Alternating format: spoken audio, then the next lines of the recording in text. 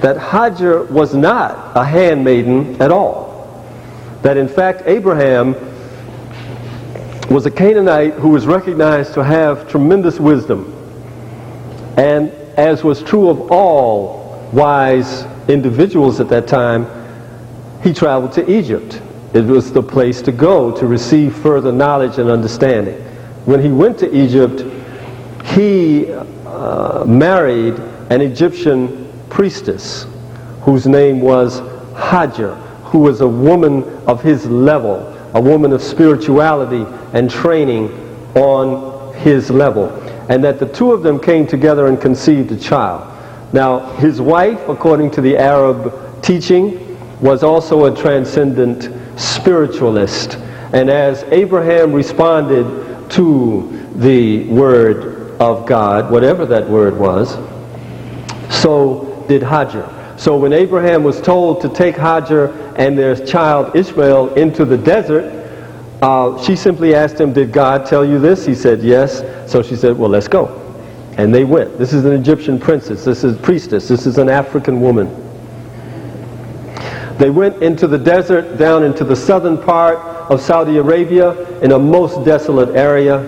And Abraham said, turned from her to leave. He left her some water and said, "I must go." And she asked him, according to the Arab and the Islamic depiction, "Did God tell you to leave us here alone?" He said, "Yes." And she said, "Well, then surely he will take care of us." Abraham left. She was there with a small infant in her hands on a plain, a desolate plain with mountains on all sides. Abraham left. There was nothing. After a while, the baby began to cry. So she ran up the side of one mountain, which is called Safa, to look and see if there were people on the other side of this mountain. She saw nothing. She ran back into the valley and up onto the other side of mountain, which is called Marwa, and she saw nothing. And a voice spoke to her and told her, "Go back to the plain and strike a stick to the ground." As a priestess, she did exactly that, and water began to come up from the ground. That water is today still coming up from the ground. It's mineral water that is called the Zimzim. Notice the Africanness of the name of the well in the heart of Mecca. This is the establishment of the city Mecca, toward whom 1 billion people a day, 5 times a day, turn in prayer. That it was established by an Egyptian priestess, an African woman of faith and spirituality and learning. She tapped the ground, the water began to come up. She settled there with her infant son. Others in the desert asked her if they could settle with her. She said yes, and the city of Mecca grew up around Hajar. Subsequent to that, Abraham returned, and it is accepted by historians that he and his son Ishmael built the Kaaba. Kaaba means cube. It is a building of cubular dimensions. This is one of the only, if not the only, structure that stands on the planet Earth today that connects these mythological, these figures from such antiquity that they're like myths, Abraham and Ishmael and Hajar, an actual building that connects these mythological spiritualists to us on the physical plane. This is accepted. The only human being who is buried at the bottom of this house, this Kaaba, around which 3 million people circumambulate after making a pilgrimage for the Hajj, the Hajj every year, is Hajar, the Egyptian woman. She's the only human being buried there. So, in fact, we as Africans, as descendants of Khem, can be very proud of Hajar, the priestess, the mother of the Arabs actually, and the founder of the city of Mecca. Very interestingly, her name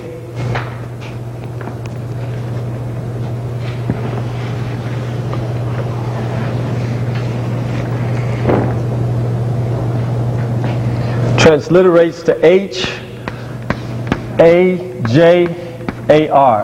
or G. They say G sometimes in the Bible.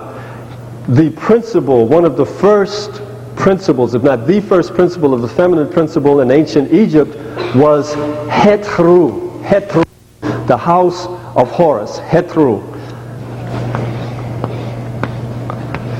It's also spelled this way, Hathor, Hathor. It comes into this language as heather. So if we go back to this consonant structure, we see H, TH, R. Up here we see H, J, R. So H, J, R, H, TH, R. It is our conclusion. Dig it now. This means the house of Horus, the house of the divine, the champion of God. You're looking at the house of Ishmael, who also became a divine prophet. So you're looking at the establishment of the house of the champion, and over here you're looking at the root of the word and the principle being the house of Horus, the Hetru. So we're looking at the very same principle, and chances are extremely great that in fact Hajar was a priestess of Hathor or Hajar, that this is simply a transliteration, that this is the great feminine principle in ancient Egypt right here under our noses in the depiction of Hetru or Hajar in Mecca. So much of it, the connection between Islam and our great science is right there and is within the feminine principle. And isn't that appropriate in that those of us who are African Muslims have got to, I believe, throw off the Arab way of approach to life and religion with our women behind us.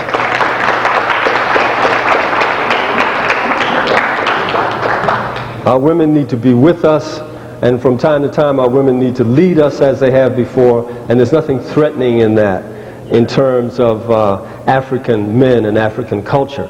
So that we have an opportunity as African Muslims to shed light, and isn't it fascinating, on the mother of the Arabs. We're going to claim the mother. Let them go ahead with the father. We claim the mother. Next slide.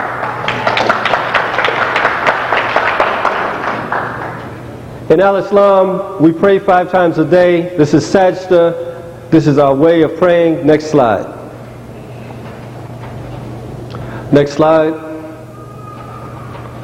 Throughout ancient Egypt, I don't know if you can see this, a lot of reproductions have been done of these kind of depictions where you see ancient Egyptian priests and individuals praying in the same way. Interestingly enough, there's a book about the priests of ancient Egypt, and they prayed at the same times in the same ways as Muslims. So when you have Prophet Muhammad saying that Al-Islam is simply a refinement of the great ancient ways and traditions, you find the same times of prayer, the same ways of praying that the ancient Egyptian priests did in the religion of Al-Islam, where we get down, all the way down, and as some brothers say, bump our foreheads on the ground.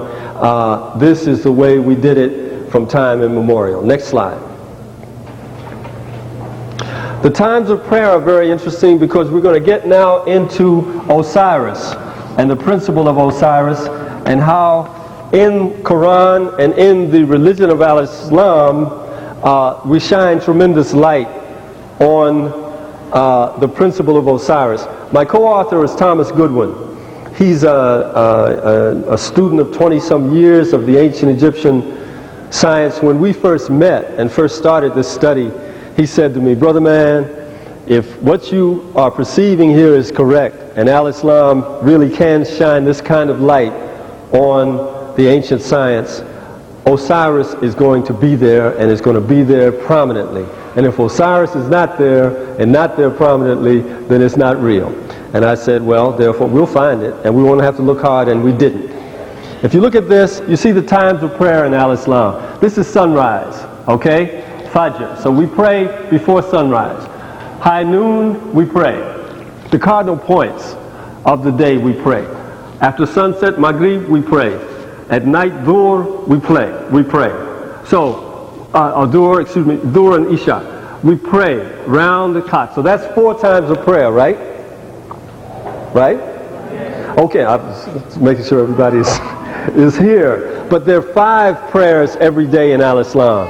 So there's a 5th prayer. When does that 5th prayer come in? It comes in approximately 2 hours before sunset, and that prayer is called Asr, right? A-S-R. It means time.